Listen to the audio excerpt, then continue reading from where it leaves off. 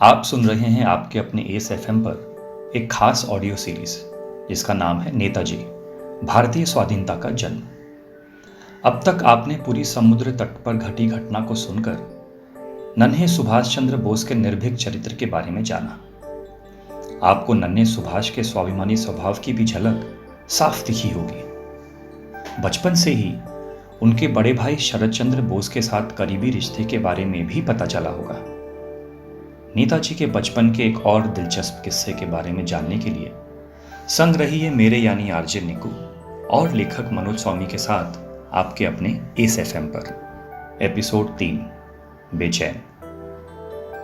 पूरी नगर के समुद्र तट पर उस तूफानी रात के बीत जाने के बाद शरद चंद्र ने अपने छोटे भाई की उद्दंडता को दूसरों पर जाहिर नहीं होने दिया था। बस एक बहाना बनाकर उसको चुपचाप अपने कमरे में ले गए।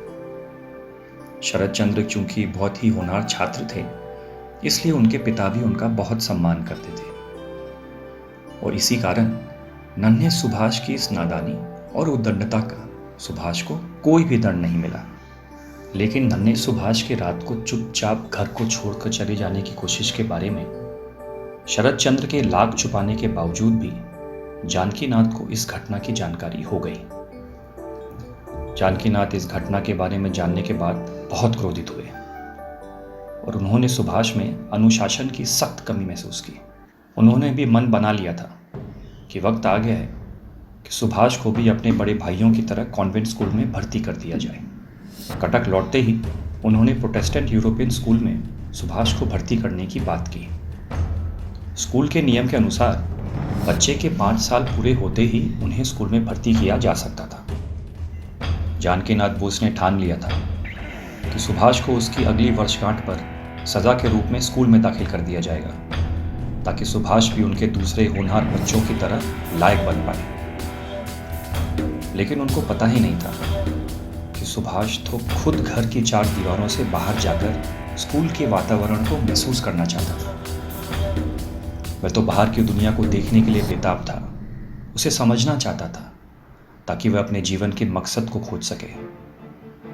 जानकीनाथ बोस की यह सज़ा उसके लिए तो आज तक का उसको मिला सबसे बड़ा तोहफा था। 23 जनवरी 1902 को सुभाष के जन्मदिन के समारोह का आयोजन हुआ और वहीं पर जानकीनाथ बोस ने उसके स्कूल में दाखिल का भरी महफिल में ऐलान कर दिया। सब खुश थे, सिर्फ शरद चंद्र बोस के सिवा, क्योंकि वह अब सुभाष को थोड़ा थोड़ा समझने लगे थे। उनको पता था कि प्रोटेस्टेंट यूरोपियन स्कूल में एक तूफान आने वाला था, जिसका असर उनके घर पर भी पड़ने वाला था। शरद चंद्र बोस चूंकि उस स्कूल को पास करके रेवेनशॉ कॉलेजिएट में पढ़ रहे थे, वह चाहकर भी सुभाष को उस स्कूल में संरक्षण नहीं दे सकते थे। पहले दिन स्कूल जाने की रात सुभाष से कांटे नहीं कट रही थी। शरद चंद्र ने उन्हें कई किस्से और कहानियां सुनाई, पर उनका सुभाष पर कोई असर नहीं हुआ। हार कर वह खुद ही सोने चले गए। आखिर उनको भी तो स्कूल जाना था। सुबह सुभाष अपने बड़े भाइयों से पहले तैयार हो गए। शरद चंद्र ने उनके यूनिफॉर्म को ठीक किया और उनके बाल भी संवारे। उन्हें समझाया कि स्कूल का वातावरण घर से अलग होता है और सुभाष को स्कूल के कायदे कानून के बारे में भी जानकारी दी। उन्होंने सुभाष को हिदायत दी कि स्कूल के कायदे कानून को मानकर स्कूल में बर्ताव करना पड़ेगा। सुभाष एक आज्ञाकारी बालक की तरह अपने बड़े भाई की सब बातों को मानने का वादा किया। नौकर ने उनके कमरे में आकर सूचना दी कि बाहर तांगे वाला आ गया है। एक एक करके वे सब जाकर तांगे में बैठ जाए। यह सुनकर सुभाष से रुका न गया और वह सबसे पहले तांगे तक पहुंचने की कोशिश में भाग निकला। सारे भाई उसके पीछे पीछे उसे पकड़ने के लिए दौड़ पड़े, क्योंकि रात को बारिश के बाद बाहर रास्ते में काफ़ी कीचड़ जमा था। भागने से उसमें फिसल कर चोट भी लग सकती थी और जूते भी गंदे होने का डर था। कॉन्वेंट स्कूल में गंदी यूनिफॉर्म और गंदे जूते पहनकर जाने से सख्त सज़ा मिलती थी, लेकिन सुभाष की लगाम तो उनके हाथ से छूट चुकी थी। सुभाष कीचड़ से भरे रास्ते पर भागते भागते तांगे तक पहुंचा और छलांग लगाकर उस पर चढ़ना चाहा, लेकिन उसका पांव फिसल गया और वह तांगे की सीढ़ियों पर ही गिर पड़ा। उसके कपड़े खराब हो गए और सर पर काफ़ी चोट भी आई।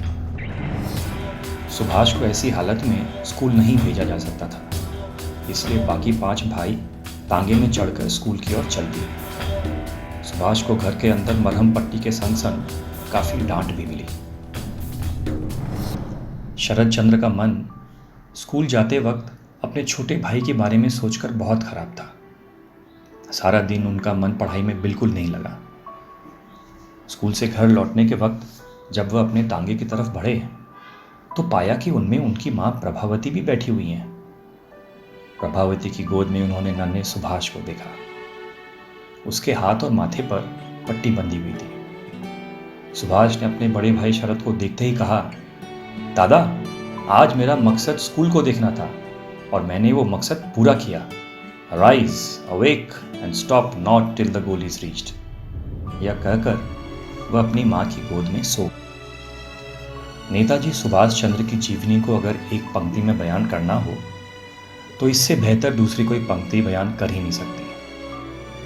आशा करते हैं कि आपको इस खास ऑडियो सीरीज का तीसरा एपिसोड भी पसंद आया होगा। नेताजी के बचपन और जवानी से जुड़ी महत्वपूर्ण और मनोरंजक कहानी को सुनते रहने के लिए हमारे साथ बने रहिए। हमारा मतलब मैं यानी आरजे निकू और लेखक मनोज स्वामी के साथ।